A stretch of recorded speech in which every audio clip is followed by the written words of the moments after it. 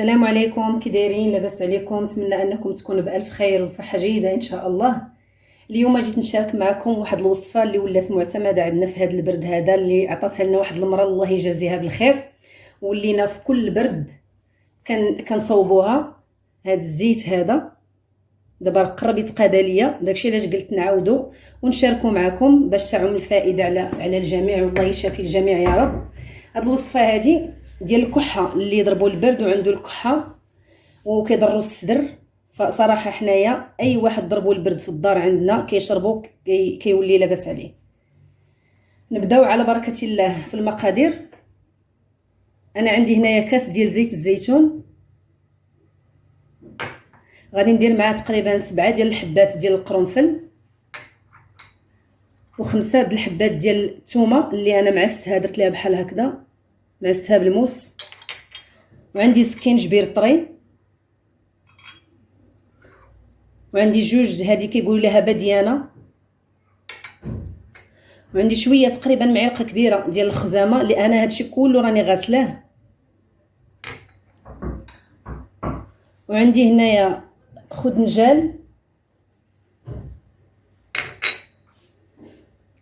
والزعتر حتى هو معلقه كبيره. وهنايا من بعد ما خويت الزيت البلديه في القرعه، غادي نزيد عليها 7 د الحبات ديال القرنفل،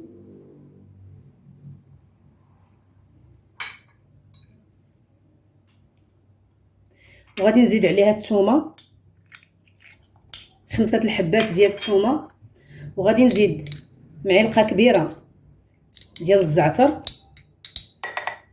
هادشي كلشي كما قلت لكم في الاول راني غاسلاه، ضروري انكم تغسلوه. غادي نزيد معلقه كبيره ديال الخزامه،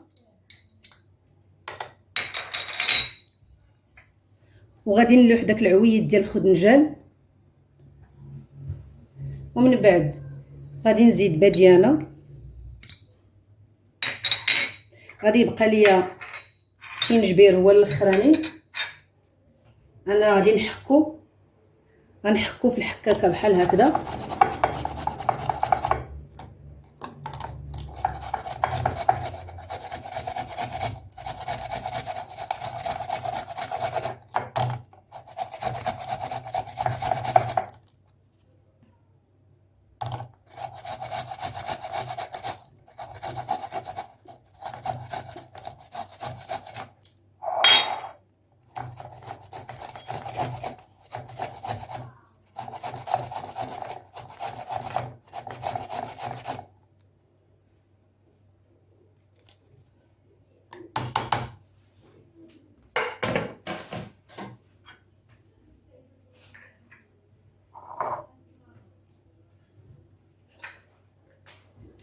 غادي نخلط بحال هكا باش يتخلطوا كاملين العناصر مع بعضياتهم.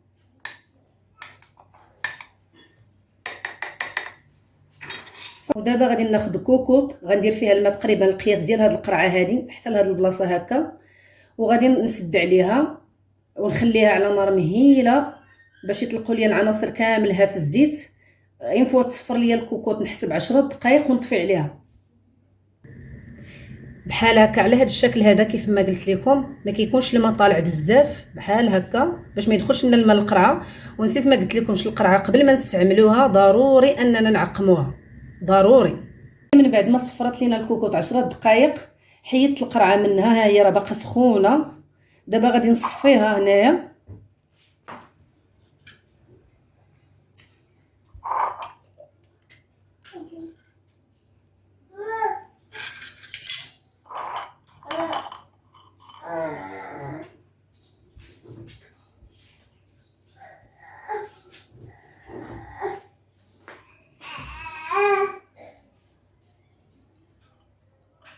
بسم الله.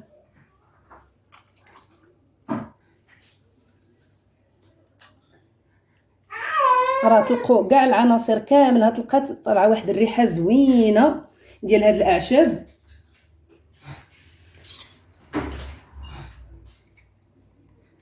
غادي ناخذ بحال هكا هاد الحشب بنت خويا راه معاوناني بسلامتها، الله يحفظها ويحفظ جميع ولاد المسلمين يا ربي.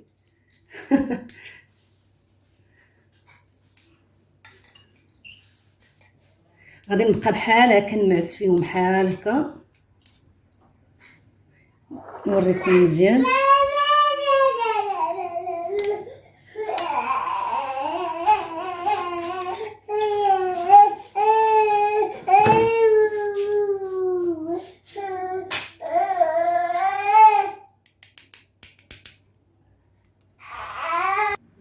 بحال هكا من بعد ما صفيتو بحال هكا كيكون القوام ديالو طالعه من الريحه ديال الاعشاب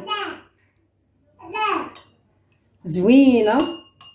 بالنسبه اللي بغى يعطيه للدراري الصغار يزيد فيه شويه ديال العسل، تقريبا معلقه صغيره ديال العسل الحر، ولكن بشرط يزيدها وهو باقي سخون باش يذوب العسل ويتجانس مع العناصر الاخرى.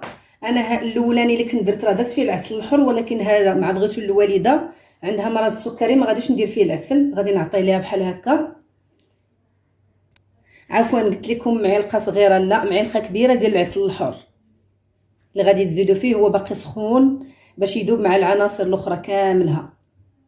هذا هو الشكل النهائي ديال هذا الزيت اللي قدينا اليوم، اللي صراحه زوين الكحه. هو بغيت نقول لكم النتيجه راه ما كتبانش من اول يوم، راه ثاني يوم ولا ثالث يوم اللي كتبدا تنقص الكحه ولا كتمشي كاع اللي كان اللي كتمشي ليه في خطره. واحد الحاجه اخرى، اللي عنده حساسيه من شي عنصر من هاد العناصر عافاك ما يديروش، ما يصاوبوش. وكنتمنى ان الفيديو نال الاعجاب ديالكم، وكنتمنى كذلك انكم تدعموني بجيم واشتراك وتفعلوا الجرس باش يبقى يوصلكم دائما الجديد ديالي. وشكرا لكم بزاف. الله يشافينا ويشافيكم ويشافي جميع المسلمين يا رب.